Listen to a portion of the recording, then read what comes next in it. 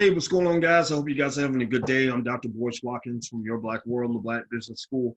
And I wanted to take a second to join in with you at the Black Financial Channel. If you haven't subscribed yet, make sure you subscribe to theblackfinancialchannel.com. That's theblackfinancialchannel.com. You guys got to forgive me. I'm still healing in my mouth, so I talk a little bit funny sometimes. I hope you won't make too much fun of me. I hope you'll instead pat me on the back for working on my dental health. I want to have good dental health, and I encourage everybody who isn't doing that to think about that because it makes a big difference in your life. But anyway, what's going on the Black Financial Channel on the Instagram page?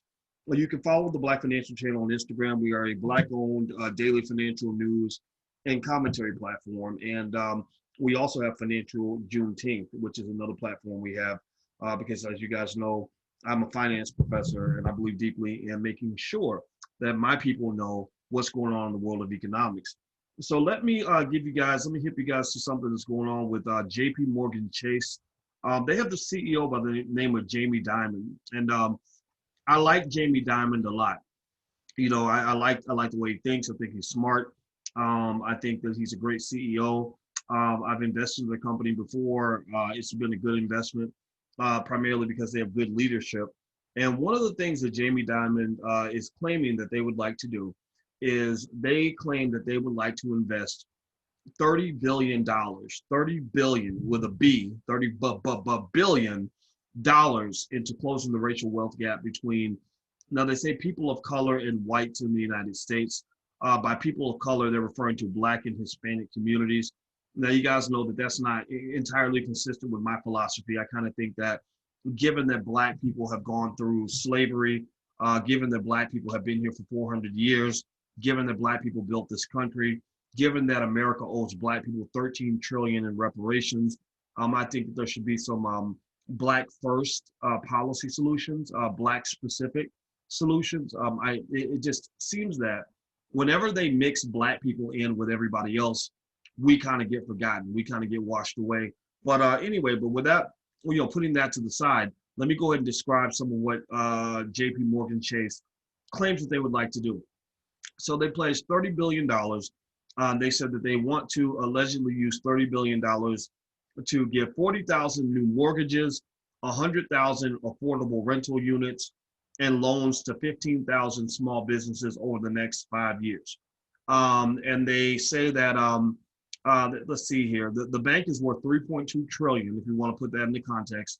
And so 3.2 trillion compared to 40 billion. 40 billion is a small number compared to 3.2 trillion, or 30 billion anyway. But it is what it is, right? It's their money. So they're also raising their 5-year philanthropic commitment to 2 billion from 1.75 billion that it promised in 2018. They said also that they'd like to put $50 million into Black and Hispanic owned banks in the form of capital and deposits. Now, here's the thing. I'm not here to really over scrutinize this. I'm not here to say that this is good or bad. I'm going to let you make the decision on that. I'm just going to tell you what I see. One of the things they point out in this article here on CBS News is that in 2019, 44% of Black people own their own homes compared to 74% of white people. The net worth of white households grew from 1995 to 2016 it grew to $61,200. For Black people, it stayed flat at $35,400. Now, let me kind of break some of this down. Here's the thing. Okay. First off, they don't have to do anything, right? I mean, the standard's set pretty low when it comes to doing right by Black people. I'm trying to help change that. But in order for that to happen, I'm really going to, have to convince you to actually love yourself enough to demand what you deserve. A lot of Black people don't want to do that. A lot of Black people don't want to change our behavior. A lot of us don't want to change what we expect. That's the first thing. But with that being said, when I see this initiative by JP Morgan Chase, I think that, first of all, the fact that it's Black and brown, that pretty much means Black people will probably get the shorter end of that stick. And I think that there should be specific solutions specifically targeted to the African American community. Now, going deeper into that, this idea of giving mortgage loans and things like that to Black people, I think some of that might be a little bit of fluff. Some of it is stuff that they were already going to do anyway. They saw this, it seems to me they see this as a marketing opportunity to get a new customer base. They're doing a good job, mind you. I like the fact that they want to help people that are unbanked, those who don't have bank accounts, get them into the system. I think that's great. But just don't forget, when they're bringing in new customers, the company's going to benefit too. I mean, these are capitalist companies. So this idea that they're doing something just for the goodness of their heart, that isn't true, but that's okay. Making a profit is not a crime. There's nothing wrong with them making money and doing good and doing well at the same time. I'm totally okay with that. But I don't see this as really a comprehensive solution or something that's really going to move the needle for Black people, mainly because I think that the wealth gap for Black people is going to require radical action that white America isn't ready to commit to. I think Black people are ready to commit to it, but I don't know if white people are. So for example, if you really say that you want to put $30 billion behind closing the racial wealth gap, then what would really impress me is if they went to a group of Black people who had complete independence, complete autonomy, yet had the expertise to ensure that these resources got into the hands of Black people, that this money didn't magically disappear like all those millions of dollars that companies were giving to Black Lives Matter. Anybody know about that? Give me a yes or no in the chat if you know about all the money, the millions of dollars companies were giving to Black Lives Matter. And I don't know any Black people that are getting that money. I don't see any businesses getting that money. I don't see any people avoiding eviction with that money. I see that money, it's given, somebody pockets it, and then they just move on. There are so many people that are collecting resources allegedly on our behalf that are not getting to us.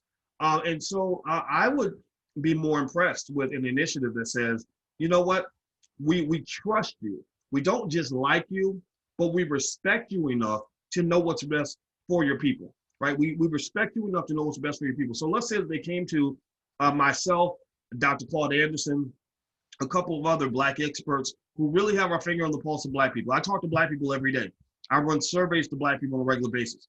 I am arguably one of, if not the leading financial influencer on the planet when it comes to the Black community, because I have a PhD in finance, which is an extremely rare level of credential to have. I've taught at Syracuse University, Indiana University, the Ohio State University, the University of Kentucky. I know what I'm talking about.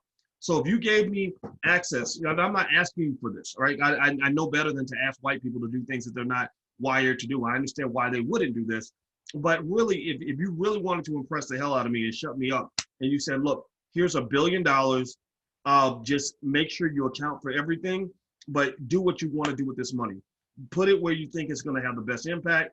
You're the doctor, go serve the patient and give the patient what the patient needs in order to get better.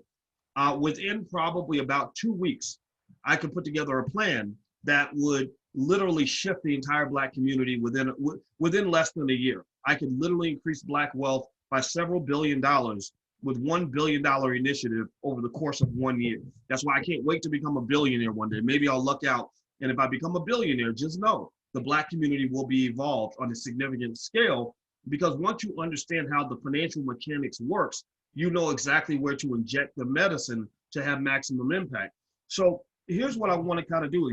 Assuming that white people, no white bank is going to come along and hand someone like me $1 billion to put into the Black community, we actually have a model to close the racial wealth gap right in the Black Business School. And so it's called the SLICE model. Think of it like getting our slice of the pie. SLICE is spelled with 2 S's. And what does SLICE stand for? It stands for supporting Black-owned businesses, dealing with the student loan issue, literacy in all things financial, investing in stocks and real estate, intelligent consumer habits, consumer spending habits, consumer habits that are intelligent and responsible and productive, and entrepreneurial skills so you can have job creators in your community. Why do these things matter? Well, I'll go step by step. I'm actually going to break down a whole longer lecture on this in the Black Business School if you guys want to ever come check that out. But the reason that you throw in supporting Black-owned businesses is because that circulates the Black dollar. That keeps the Black dollar in the Black community, which naturally multiplies your dollars. Spending money with your own naturally multiplies the money you have. That's how Jesus can feed 1,000 people with 1 piece of bread and 1 piece of fish, is that 1 piece of bread and fish is getting replicated. So that $1 by being spent amongst one black business after another gets replicated and multiplied over and over again, which turns $1 into $5, right? Number two, student loans. Why is that on the list? Well, because student loan debt is one of the greatest financial cripplers in the black community. It doesn't infect those who are struggling at the bottom. It infects those at the top. You're taking the greatest, most high potential black people in the community, highest educated black people in this society, and you're saddling them with so much debt that they never get out of economic slavery. Not only are they saddled with so much debt that they can never repay it, many of them are going to die in debt, but also they were never given the tools and appropriate skills to get out of that debt. Well, that's where the L comes in, literacy in all things financial. A black person that is financially literate has to be a little bit different from a white person who's financially literate. A white person who's financially literate can learn little things like managing their checking account, managing their investments, making sure they know, what kind of car loan to get. A black person that's financially literate should probably at least know something about entrepreneurship. A black person who's financially literate has to understand the higher cultural calling that comes with economic intelligence as a tool for the protection and the development of their own community. A black person who's financially literate has to learn how to build businesses in his community so you can go back and employ all the people that you grew up with instead of having survivor's guilt when you're the one black person who got out of the hood and you're living in a white neighborhood and your friends can't even relate to you anymore. So literacy in all things financial is extremely important. Investing. Every study shows, I know the data. This is what I do. This is what I've written tons of research papers on investing and stock markets and investing strategy. One thing I can tell you for sure is that communities and families that have a heavy investing culture are the families and communities that prosper. White, black, green, otherwise does not matter. If you plant a lot of seeds, then you will have more of a harvest. The question you must ask yourself is seed planting pushed in your family? Is that an important part of your cultural value? Or did you grow up around people who wanted to live for the day, live for today and throw away tomorrow? Live for the moment, instant gratification or delayed gratification. Which was on the menu when you were growing up? Answer me in the chat if you have a thought on this. Please answer me in the chat. Hit the thumbs up button, by the way, if you haven't done it. Please hit the thumbs up button. So investing in stocks, those who invest consistently in stocks, if a poor person, were to simply invest an equal amount of money in stocks on a weekly basis that they spend on fast food, then that person would be out of poverty within a decade, and they would be above the average American within 2 decades, and they would probably be in the top 10 to 20% of wealth builders within 3 decades. Within one generation, you can flip poverty entirely on its head by simply saying, I am a person who plants seeds. I am an investor. An investor is also a person who is obsessed with ownership of assets, acquisition of assets. Acquisition is extremely important. So an investor is a person who says, I'm living here in this apartment. I'm going to rent for a while. The renting is temporary because I must own. I must own the block that I'm in. I must own a piece of the business. I must own things on a regular basis. Owners tend to be wealthier people because what happens with ownership is like an economic elevator. We climb the economic mountain by working hard, but an economic elevator will lift you to the top without you doing a thing. Because what happens is that you take ownership of an asset. It's like sitting on an egg. So imagine you're sitting on an egg and then the egg just grows and you're just rising with the egg. That's what happens when people own assets. And that's why it's very important to have a culture of ownership in your community, a culture of investing in your community. Investors become owners, owners become rich. Do you get what I'm saying? Give me a yes or no in the chat if you follow what I'm saying. And so we're talking about the slice model. SS is 2 S's. So we've gone, first S is for supporting Black businesses. Second S is for student loans. The L is for literacy in all things financial. The I is for investing. The C is for intelligent, responsible consumer habits. What kind of consumer are you? How do you think about money? I went on a show today with Lord Jamar, and Lord Jamar said, Doc, are you a millionaire? I thought that was a funny question, and I just went ahead and answered. I said, yeah, I am. Technically, if you measure by net worth, I am a millionaire, but I don't like talking about that because I don't like bragging about that. I don't like being flashy. Being flashy with your money is a very bad idea. But I still buy simple clothes. He said, you're a millionaire, so how many Cuban links do you have? I said, what is a Cuban link? I don't even know what a Cuban link is. Apparently, that's some kind of necklace And I was like, I don't even know what a Cuban link is. I don't wear jewelry. I don't buy fancy stuff. He said, what kind of watch you got? You got a Rolex? I said, no, I got a watch I bought at Amazon for about $40. And when I looked up men's leather watches that I could put on my wrist, he said, are you driving a supercar? I said, no, I have a nice car. It's about 3 years old because I don't really like to buy brand new cars because they're overpriced, but it's a decent car, but it's not a fancy supercar because I don't have any need for a supercar. And so the point of the matter, the point of that conversation was to say that when you're talking about consumer habits, one of the things that you have to watch out for is that bad consumer spending is heavily marketed to Black people.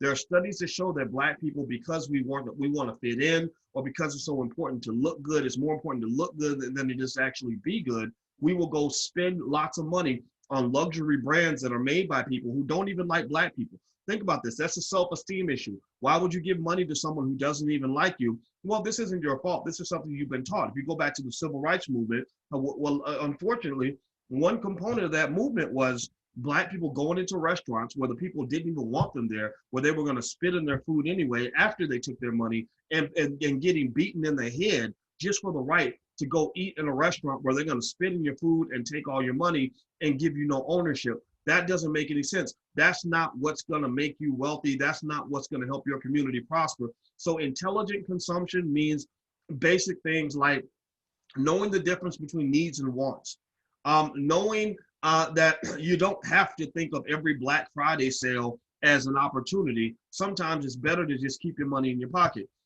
Intelligent consumption means I can get a little bit of what I want, but I'm really more excited about investing long-term so I can have more as time goes on. Consumption habits might mean not thinking that every time I get my paycheck, it's got to burn a hole in my pocket and I got to spend every penny down to the last drop. It means I have to have some balance and moderation where I'm just as ambitious of an investor as I am a consumer. What's the last piece? The last piece is the E, entrepreneurship skills. Black people need entrepreneurs. Black people need entrepreneurs. Black people need entrepreneurs. We need a few good men and women. And I'm talking to you about your children. We need your children to be enrolled and to be enlisted in the Great Army. The Great Army is the army of 1 million Black children who are going to be trained in this generation to be the job creators for the next generation. I am not a person who's heard by millions of people, nor do I ever expect to be. I'm too much of a mean bastard for people to hear from me. I like to call it tough love, but I hurt people's feelings because I give it to them raw, I give it to them direct. People aren't ready to hear that, so I'll probably never be a mainstream guy. That's okay. I don't want to be a mainstream guy. I don't want to talk to everybody. I'm not here to elevate the masses. I'm not here to scrape at the bottom. I'm here to talk to the talented 10.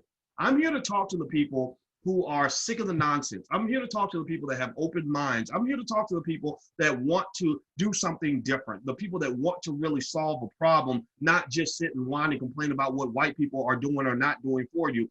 So when I appeal to you, what I'm saying is I would like for you to consider enlisting your children in the army of entrepreneurs that will lead this country in the next generation. So all you got to do is very basic. Just make sure that by the time your child is 12 years old, that you teach them, you put them in a space where they can learn the basics of becoming a business owner. You can start with little tiny things like just telling them that ownership is better than renting, or that working for yourself is just as good, if not better, than working for other people. Tell them about the fact that, you know, a good job might pay you, you know, $5,000, $6,000, $8,000, $10,000 a month. If you're a doctor, maybe you make $15,000 or $20,000 a month. But I know a lot of entrepreneurs who have tiny businesses you'll never hear about that are making $200,000 a month. You don't make that much money on a job. There are these are what they call in statistics, they call these long tail outcomes. There are some long tail outcomes that occur with entrepreneurship that don't occur with anything else. I'm not saying that entrepreneurship is easy. I'm not saying that it's simple. I'm not saying that it's for everybody. I'm saying that it is a skill that is probably less difficult. It's probably less difficult to learn how to be a great entrepreneur than it is to learn how to be a great basketball player or a great football player or whatever the case may be. So we got millions of little Black boys that think they can make it to the NBA and will spend 10 hours on the basketball court. Well, if those little Black boys want to spend 5 hours on the basketball court and the other 5 hours learning how to hustle and make money, then guess what? We would have several millionaires in the next generation. thousands of millionaires actually, and then a few billionaires that will come out of that, because entrepreneurship is a culture, it is a mindset, it is a way of thinking, and you have to work the overtime to encourage that with your kids, because that's not the norm in the Black community. The big cultural norm for Black people that's held on to us for the last 400 years has been growing up so you can go work for other people after you've gone $200,000 in debt to another white person who gave you a piece of paper that lets you go work for the second white person who's got you working as a corporate slave with no skill, no escape plan, no ability to create your own income, no ability to define your own destiny. So we need entrepreneurs. And so if you want to know what the Boyce Watkins formula, the Boyce Watkins recommendation is, the Dr. Boyce vaccination is against white supremacy and economic racism, go to the SLICE model, SSLICE. SLICE stands for supporting Black-owned businesses, student loan debt, minimizing the student loan debt that's putting so much of us in debt for life, literacy in all things financial. Those who understand finances the best tend to have the most money. Those who study money tend to find a way to get money. Those who don't study money don't have any money. So when somebody complains about not having any money, you can just ask them, well, did you spend any time studying money? Why would you expect to be good at something that you never studied? Like if I went out and decided I wanted to be a professional football player, I would suck at it. Why? Well, because I don't practice playing football. I'm not that great at football. I'm 49 years old. I spend time reading books and stuff. Right? So you're not going to be good at things that you don't practice, right? So your children must be practicing economic intelligence at an early age, and then they're going to be good at it. They're going to be good at it. So make sure they're literate in all things financial. The I stands for investor. Those who invest are simply seed planters. Those who plant seeds have a harvest. Those who don't plant seeds have no harvest. So when someone complains about their poverty and the fact that they have no harvest, the only logical question, if you really want to piss them off, is just ask them, well, did you plant any seeds? You know, you complain that you have a hard life, but did you do anything to give yourself a better life? You say that you have no money, but where did you invest? What assets did you invest in so that you would have money? Because why would you expect to have money if you didn't plant any seeds and make any investments? That does not make any sense. That's like saying I have no food to eat, and then an hour earlier you realize I never cooked any food. I didn't pull anything out of the refrigerator. I didn't even go to the grocery store. Well, why would I be surprised if I'm hungry an hour later if I didn't do anything to prepare my food an hour before? Cause and effect. 1 + 1 is 2. That's all this is. This is not calculus. This ain't even algebra. This is addition and subtraction. This is planting seeds to get to a harvest.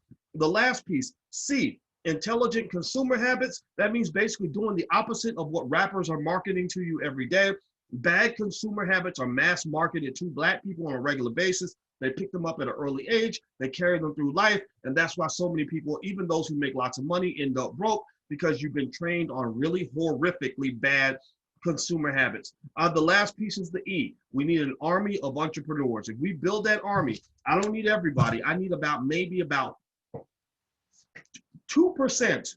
If I got 2% of the Black community, 2% of 40 million, what's 1% is what, 400,000, 800,000. If I had 2%, 800,000 to 1 million dedicated entrepreneurs, I'm talking about kids that just were in it, on it, ready, hustling, working hard, who follow the SLICE model that we just talked about, that would literally flip the entire community on its head within one generation.